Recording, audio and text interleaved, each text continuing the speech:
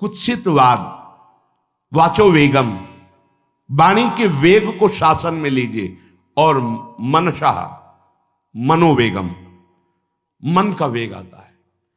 ये देखूं, ये भोगूं, आदि आदि संकल्प विकल्प, इसके वेग को सह जाओ। कुछ नहीं बोलना, सहने का मतलब होता है कुछ नहीं बोलना।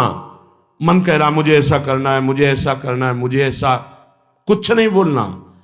कुछ भी उसकी जलन जो हो रही है किसी से नहीं कहना, शांत गंभीर, खत्म। पर उपासक क्या करता है, जो कच्चा उपासक है, नहीं नहीं अब मेरे मन में आ रहे, मेरे मन में जलन हो रही, मुझे ऐसा करना है, मुझे ऐसा नहीं।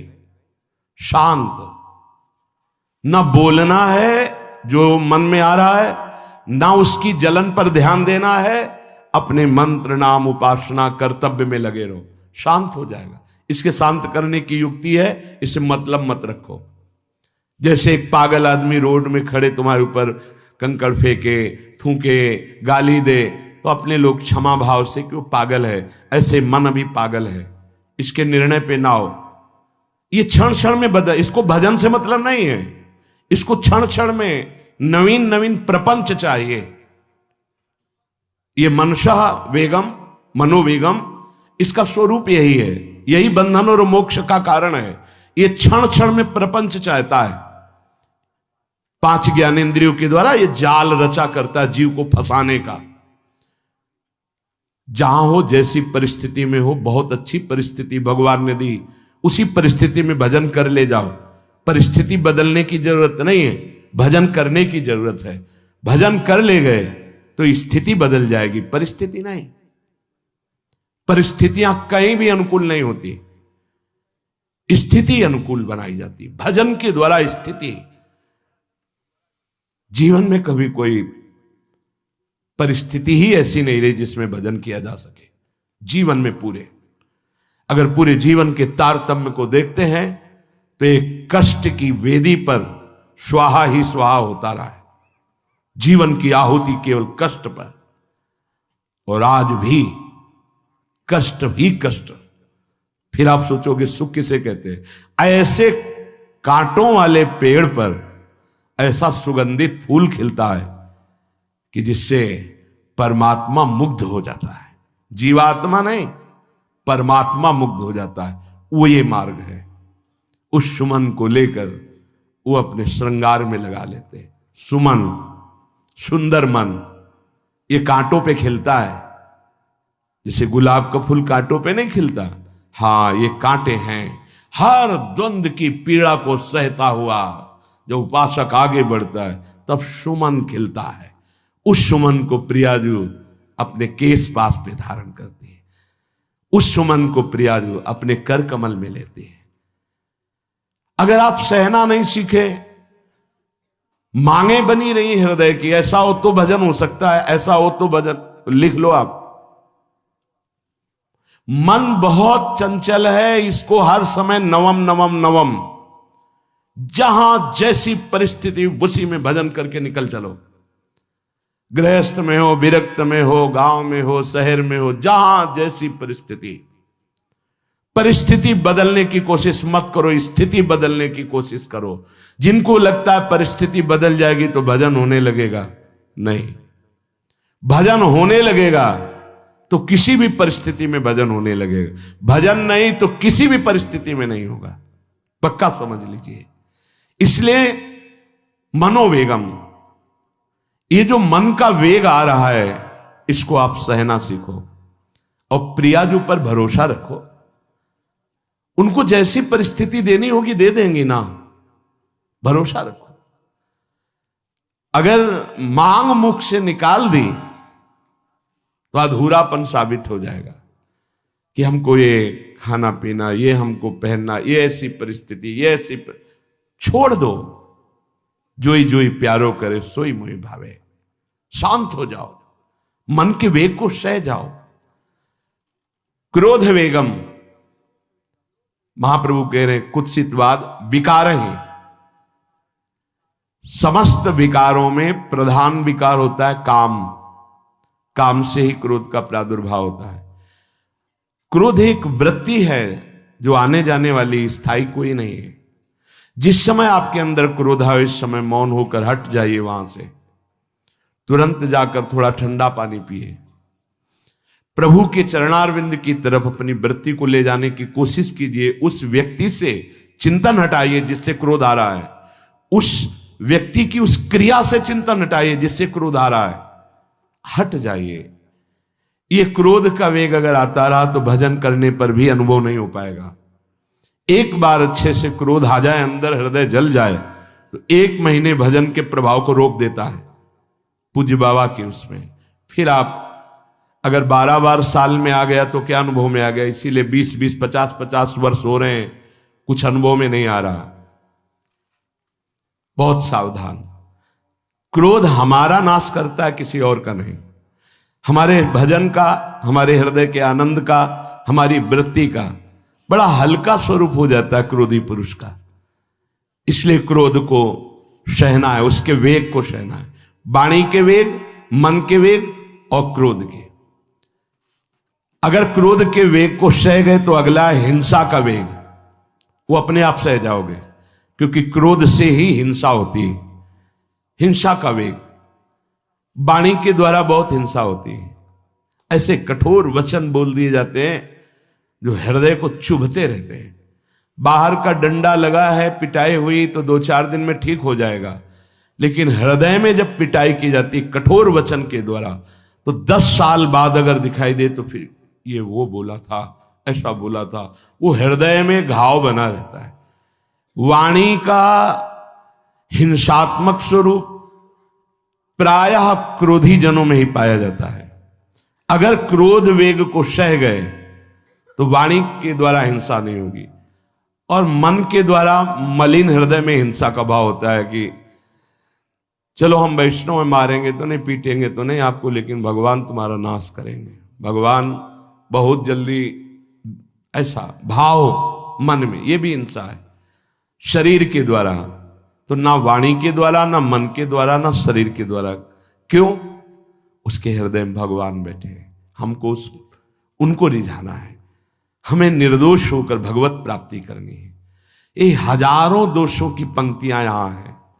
कोई कह दे हम निर्दोष हैं, हमें लगता है कि यही सबसे बड़ा दोष है। नहीं तो अंदर देखा जाए ना, तो क्रम क्रम से धीरे धीरे निर्दोष हुआ जा रहा है प्रभु की कृपा से। कोई जन्म से निर्दोष नहीं होता, वो तो अवतार होते हैं भगवान के। एक पद में था, शरण जिसको ले ली हृदय से लगा, और विषय पंख से धीरे धीरे, क्रमशः विषय पंख से धीरे धीरे उसको हटाया। हित जो महाराज जी के लिए आया, हमारे हृदय को धीरे धीरे निर्विषय किया जा रहा है। और सहत सहत बाढ़े भगत ग्रहतन गुरु हितगार, इन दोनों का मिलान कर धीरे धीरे सहाते सहाते हमें निर्विषय किया जा रहा है। आचार्य चरण, इष्ट देव, गुरुदेव कर रहे हैं, हमको राजी रहना है। जैसी परिस्थिति है, जैसी भी हमें गुरुदेव रख रहे हैं, इष्ट देव रख रहे हैं, हमें राजी रहना है। इससे क्या होगा कि हमारे अंदर क्रोध नहीं आएगा, गुस्सा नहीं आएगा। नहीं, ये इतना बेईमान मन है कि इष्ट देव पे भी गुस्सा कर सकता है, ये आचार्य पे भी गुस्सा कर सकता है, ये परम कृपालु गुरुदेव पर भी गुस्सा कर सकता है। क्रोध वेग सह गए तो वाणी और मन और शरीर के द्वारा जो हिंसा का वेग है उससे बच जाएंगे। फिर कह रहे हैं उदर वेगम, उदर वेग भूख।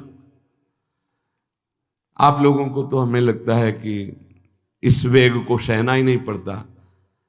ये जो विरक्त गंगा किनारे घूमने वाले हैं, इनको ज्यादा इस वेग को सहना पड़ता था, क्योंकि प्रायः कभी ऐसे शाम के समय पहुंचना होता, जब आप गंगा किनारे नहीं रुक सकते तो आश्रम, अब वहां पूछ लिया तो पूछ लिया, नहीं पूछ लिया तो राधे श्याम पढ़े।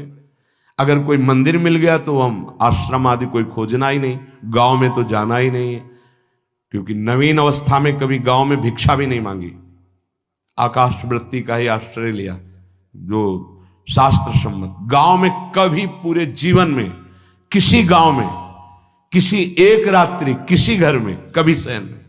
गांव के किनारे मंदिर मिला या कोई आश्रम संत जनों का, वहां भूख के वेग को जो सह जाए तो भजन में बहुत रुचि हो जाती, क्योंकि भजन से चित्त हटेगा तो भूख व्याकुल करेगी, और उसकी व्याकुलता से बचना है तो भजन में लगना पड़ेगा।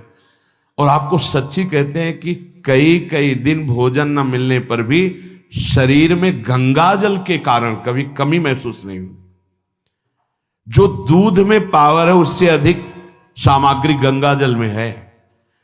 अब वो बहुत से ऐसे नगरों के समीप से गंगा मैया निकली जहां से बड़ी बड़ी फैक्ट्रियों का, तो नहीं, बहुत सुंदर गंगा जल, वो तो सुंदर है ही, था, है, रहेगा।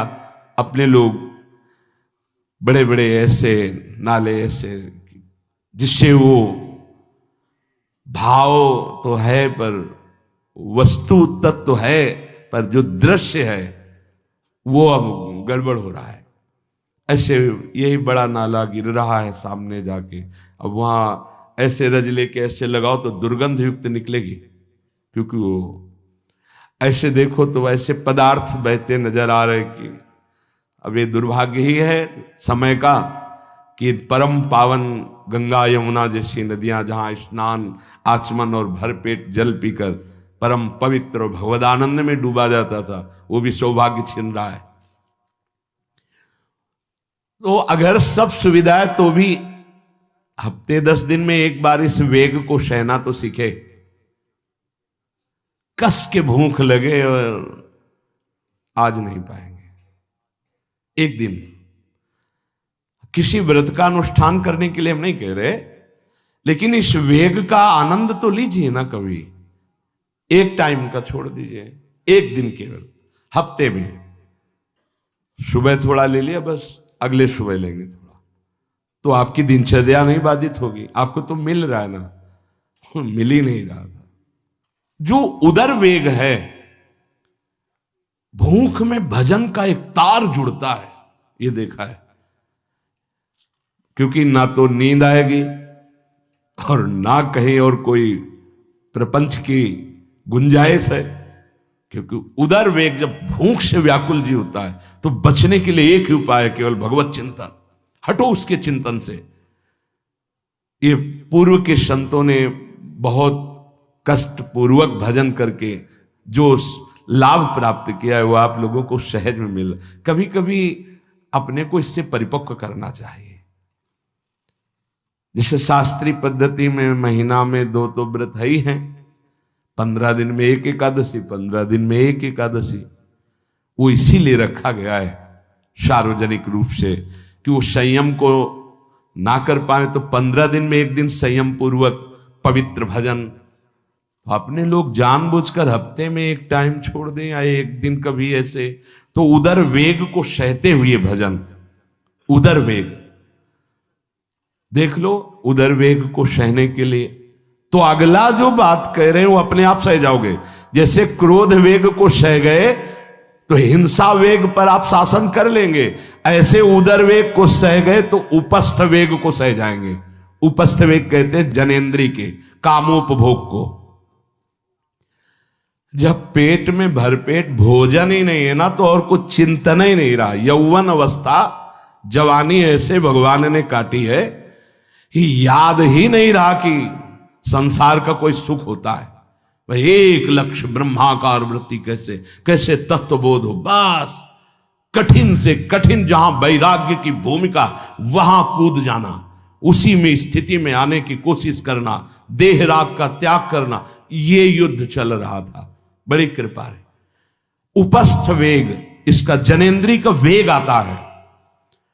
जो स्कूल में आदतें जिनकी गंदी हो गई बच्चों की, फिर आगे वो संयम में, उनको बहुत बाधा है। कई ऐसी क्रियाओं से वो जानकारियां रख लेते हैं कि जो अपना सर्वनाश करने के लिए पर्याप्त है। उपस्थ का जब वेग आए तो सहने की सामर्थ्य उसी की आएगी जो उदर वेग को सह जाता है। पक्का।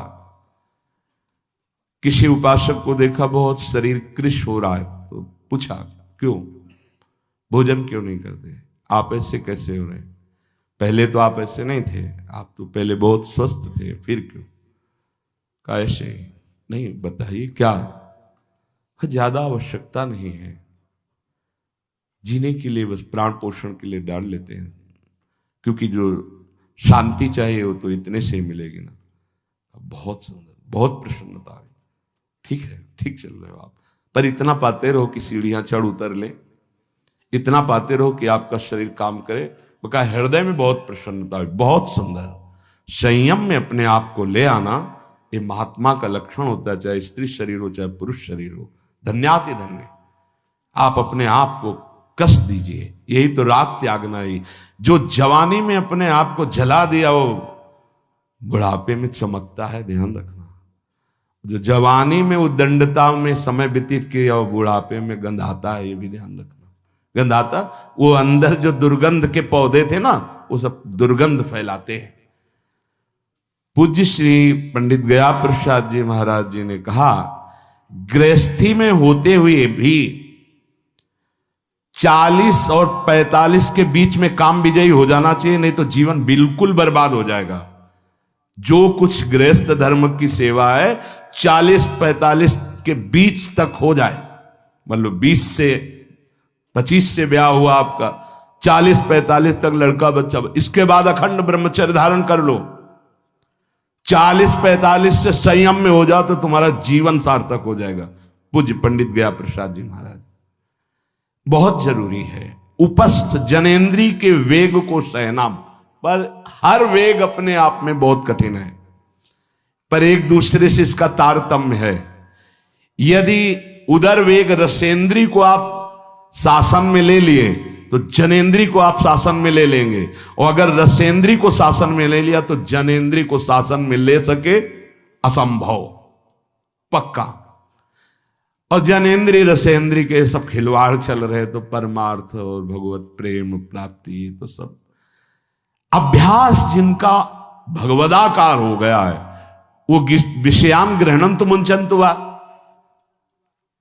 जब इंद्रियों पर शासन बाबा ने अपने किया तो 24 घंटे में एक कवल पाते थे, एक कवल। आश्चर्य होता है, ऐसे सामने दाल रोटी सान ली गई और एक कवल जितना बाबा सिद्धासन पद्मासन का से। और जब भगवदानंद ब्रह्मानंद में 70 घरों में एक दिन में भिक्षा में जाते थे, एक दिन भिक्षा। अब वहां गए तो एक कवल तो पाया ना, तो 70 कवल हो गए। विषयान ग्रहणंत मुंचंत हुआ, कोई फर्क नहीं पड़ा। पर हम क्या होता है कि स्थिति होती नहीं तो सिद्धों की नकल करने लगते नहीं। पहले हम साधक हैं, पहले हमारी इन वेगों पर विजय प्राप्त करने की वृत्ति आनी चाहिए। वाणी का वेग, मन का वेग, क्रोध का वेग, हिंसा का वेग, उदर का वेग और जनेन्द्री का वेग। एतान वेगान सहते यस्तु विद्वान। वही शास्त्रों के रहस्य को जानने वाला परमार्थी है जो इतने वेगों को सह जाए। निंदा चास्य हृदयम नोपहन्यात्।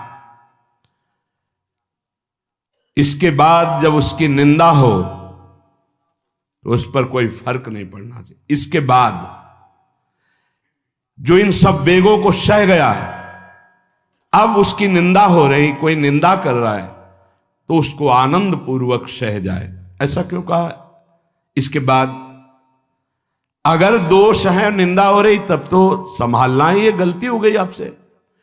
जब आप दोष रहित है फिर निंदा हो रही तो आनंद पूर्वक आपको उसका विरोध नहीं करना, सहना है। क्योंकि ये सहना बिल्कुल भगवत साक्षात्कार के नजदीक ले जाएगा। देखो, अपमान, निंदा, तिरस्कार, असलियत में हम कैसे साधक हैं इन्हीं के द्वारा परिचय होता है। पूज्य स्वामी श्री अनंग बोधाश्रम स्वामी जी महाराज बड़े महापुरुष थे, जिनको स्वयं करपात्री जी महाराज मूर्तिमान ब्रह्म कह के साष्टांग दंडवत करते, दिगंबर रहते थे, नंग धड़ंग, केवल गंगा के ही तट पे। वो महीने 2 महीने में और कहीं नहीं जाते थे। एक बड़े वकील साहब थे, वो भिक्षुकों को रोटी दाल ऐसे रोज बंटवाते थे, उनकी पंक्ति में लगने जाते थे। महीने 2 महीने में एक बार पंक्ति में लगते थे जाके, नंग धड़ंग अवधूत वेश जटाएं, और जरूर ऐसी चेष्टा करते थे जिससे उनको धक्का मुक्की लगा दी जाए। तो एक दिन गए, लाइन में खड़े हुए, फिर 2 लोगों को क्रॉस करके आगे लाइन में, फिर आगे लाइन, तो जो नौकर डंडा लिए खड़े थे उन्होंने कहा तुम्हें बार बार मना किया, 1-2 डंडे लगे, फिर आगे जाके खड़े हो, तो धक्का मारा, पीछे किया। और ऐसा ये महीने 2 महीने में वहां सहने जाते थे। अचानक उस दिन वकील निकले, उन्होंने देखा अरे स्वामी अनंगबोधास, पता है तुम्हें कौन? साष्टांग दंड, उस दिन से जाना बंद कर दिया। फिर एक दिन गए थे प्रभुदत्त ब्रह्मचारी जी के यहाँ, कहां असनी है और कहां जोशी, गंगा किनारे पूरी रात चल करके पहुंचे। 2 बजे आवाज लगाई, ब्रह्मचारी, स्वामी जी उतरे नीचे, साष्टांग दंड बैठे। उनका स्वामी जी 2 बजे रात, बोले हाँ ऐसे मन आया, आगे कुछ खाओगे पियाओगे? स्वामी जी, और वो भी परमहंस ब्रह्मचारी जी, बहुत संयमी महापुरुष प्रभुदत्त ब्रह्मचारी। टीन में कुछ आटा रखा, तो बोले स्वामी जी कहो तो रोटी बना दे। बोले हाँ बनाओ। रोटी और नमक ऐसे पाए, जितना टीन में आटा था सब पागल, जो 2-4 किलो जो भी। तो बोले स्वामी जी आटा तो खत्म हो गया। बोले हाँ, भोजन का स्वाद तो साधु ही जानता है। फिर उठे, झूसी से असनी फिर पैदल। हे संतों की मौत, अपमान, तिरस्कार, क्षुधा, हर वेग, ये हमारी कसौटी है। परमार्थ का पथिक चाहे जिस मार्ग का हो। देखो सुदामा जी गृहस्थ मार्ग के कितने उच्च कोटि के, नरसिंह मेहता गृहस्थ मार्ग में कितने उच्च कोटि के। एक कभी तो सौभाग्य ऐसा प्रभु देते जब कोई हमारी निंदा करता है, ये सौभाग्य है, हमें सहने का सौभाग्य मिलता है। कभी तो कोई अपमान करता है जब, तो भगवान से प्रेरित होकर वो सौभाग्य मिलता है। ये साधक को उस समय चिड़चिड़ा नहीं होना चाहिए, उस समय मुस्कुराना चाहिए कि आज मेरी स्थिति का थर्मामीटर डाला जा रहा है, कैसे हो, नहीं आनंदित है। पर देख लो, प्रशंसा होगी तो चेहरा खिला हुआ गुलाब के फूल की तरह मिलेगा, और निंदा होगी तो ऐसे होगा। ऐसा नहीं होना चाहिए। नहीं करत जे अनसहन निंदक, तीनों पे अनुग्रह कियो। इसीलिए पूज्य बाबा कह रहे कि इसके बावजूद, अर्थात समस्त वेगों को सहन करने के बावजूद, तुम्हारी जब निंदा हो और उसको सह जाओ, तब तुम परमार्थ के शूरवीर योद्धा कहे जाओगे।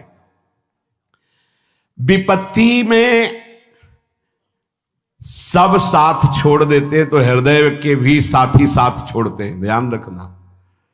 जब विपत्ति आती है तो मन भी साथ देना बंद करने लगता है, विपरीत जाने लगता है, बुद्धि भी विपरीत जाने लगती है। इसलिए जो विपत्ति में अपने धैर्य और साहस को ना खोकर अपने सिद्धांत से चलता है उसे महात्मा कहते, चाहे वो गृहस्थ हो चाहे विरक्त हो। ध्यान दीजिए, संपत्ति में, अनुकूलता में तो सब सावधान होने की कोशिश करेंगे, बड़ी कृपा है भगवान की। यहां कहने विपत्ति में सब साथ छोड़ते हैं, ये जीवन में देखा है। विपत्ति में ना तो बाहरी कोई साथ देता है और ना मन साथ देता है, उस समय भजन साथ देता है, भजन। विपत्ति में हृदय को जो दृढ़ रखे, धैर्यवान और साहस बिल्कुल ना गिरने पावे, आगे बढ़ो, नाम जब तुम्हारा भजन वैसे ही चलना चाहिए, तब समझना चाहिए कि हमारी साधना परिपक्व। विपत्ति में कोई साथी नहीं होता, देखा गया है, कोई साथी नहीं। मन भी धोखा दे देता है, मन भी, अपना मन भी साथी नहीं, उस समय केवल भजन साथी होता है। तभी विपत्ति को कुंती जी ने मांगा, क्योंकि उस समय एक ही साथी होता है, हरि बस। संपत्ति में तो बहुत साथी मिल जाएंगे, अब तो साथी ही साथी हैं, जिधर देखो उधर साथी हैं। और उस समय तो जिधर देखो उधर केवल हरि है, दूसरा कोई है नहीं। ये बड़ा सुख मिलता है जब तिरस्कार और विपत्ति एक साथ होती है, तो सीधे प्रभु से फोन में बात होती, सीधे प्रभु होते हैं कि आपके सिवा को। इसीलिए बहुत प्रवीण है कुंती माता, इसीलिए कहा कि मुझे विपत्ति दीजिए जो हर कदम में आपका स्मरण कराती है। अच्छा, प्रभु जब कृपा करते हैं तो ऐसी विपत्ति देते हैं कि अंतिम श्वास तक वो बनी ही रहती है, अंतिम श्वास तक बनी रहती है। हर कदम पर जैसे गार्ड रखा जाता है ना, सावधान, यहां से ऐसे ऐसे ऐसे हर समय विपत्ति महारानी सावधान, तुम्हारा जीवन कभी भी नष्ट हो सकता है, किसी भी क्षण नष्ट हो सकता है, इसलिए हर समय लक्ष्य पे रखो अपनी दृष्टि, प्रिया प्रीतम पे। ये कृपा होती। तो उपासक को जब विपत्ति मिले, सब साथ छोड़ दें, मन भी ना लगे, तब धैर्य और साहस दोनों को सुरक्षित रखते हुए साधना में समय आया है, परीक्षा आई है, फेल मत हो, धैर्य पूर्वक डटे रहो, निकल जाएगा। ये तूफान है, मन का तूफान है, माया का तूफान, निकल जाएगा, आगे बढ़ो। अगर भूल गए तो इससे बड़ी कोई हानि नहीं होगी, ध्यान देना। साहानिस्तन महच्छिद्रम सा चांद्र जड़ मूढ़ता यन्मुहूर्तम क्षणार्धम वा वासुदेवम न चिंतयेत। अय उपासक, वो मुहूर्त, वो आधा क्षण जिसमें आप अपने प्रभु को भूल गए किसी भी प्रकार से, अपमान को देखकर, निंदा को सुनकर, विपत्ति के जग, सबसे बड़ी हानि हो जाएगी। आधे क्षण के लिए भी प्रभु को नहीं भूलना। सबसे बड़ी त्रुटि अंधापन, जड़ता, मूर्खता होगी कि उपासक निंदा सुनकर अपमान की परिस्थिति में या विपत्ति में अपने प्रभु को भूल जाए। नहीं, एक क्षण के लिए भी नहीं, ना संपत्ति में भूलेंगे और ना विपत्ति में भूलेंगे। जो उपासक है वो ममता शून्य होता है, इसलिए उसका भजन नहीं रुक सकता। न शरीर पे ममता है, न किसी संबंधी पे ममता है, तो विपत्ति किस पे आएगी? इन शरीरों पर ही तो आती है। विपत्ति किस पे आएगी? संबंधों पर ही तो आएगी। तो उसका भजन क्यों नहीं रुकता? क्योंकि ममता शून्य है। इसीलिए इस ममता पर प्रहार गुरुदेव करते हैं, आचार्य शास्त्र करते हैं।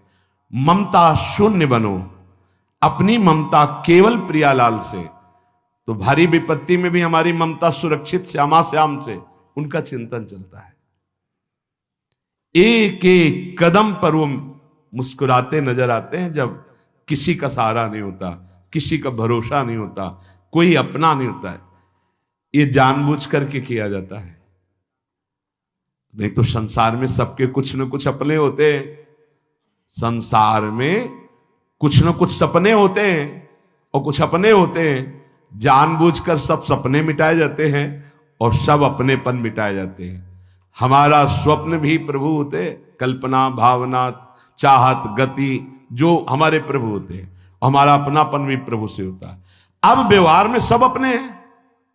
अब देख लो, पहले एक बार अपनापन हटाया, ममता हटाई, प्रभु के चरणों में रखी, इसके बाद अब सबसे प्रभु भाव से नाते नेह राम के मने, अब कोई फर्क नहीं।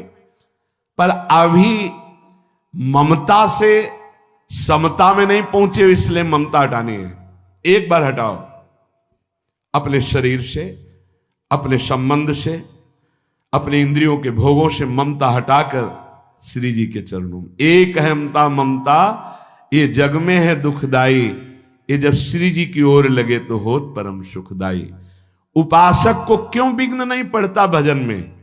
क्योंकि उसकी कहीं ममता ही नहीं होती। अमुक पधार गए, आओ तो मृत्यु लोक है, जाना ही है, राधा राधा राधा। बलराम ब्रजवासी बताते हैं कि उनके बगल में एक गृहस्थ भक्त थे, तो उनका पुत्र मथुरा गया तो एक्सीडेंट से पधार गया, और उनके 4 घंटे जप का नियम था, तो 2 घंटे हुए थे, वो जप रहे थे। सूचना ही कि आपके पुत्र का एक्सीडेंट हो गया और ऐसा ऐसा, तो उनका है पधार गया। बोले पधार गया?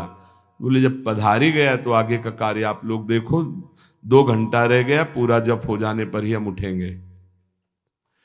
पूज्य श्री मुखिया जी महाराज जो इस समय गाते हैं, राधा वल्लभ जी इनके पिताजी बड़े मुखिया जी कहे, जहां राधा वल्लभ जी के सामने हारमोनियम में ऐसे हाथ रखा और एक बार राधा वल्लभ जी को देखा, आंख बंद की, तो समाज पूरी होने के बाद ही आंख खुलेगी।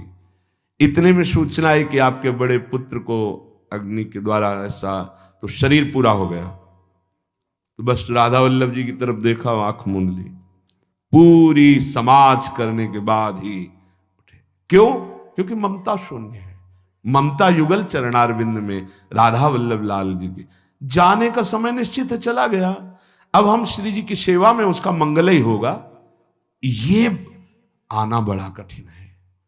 ममता का त्याग होना बड़ा कठिन।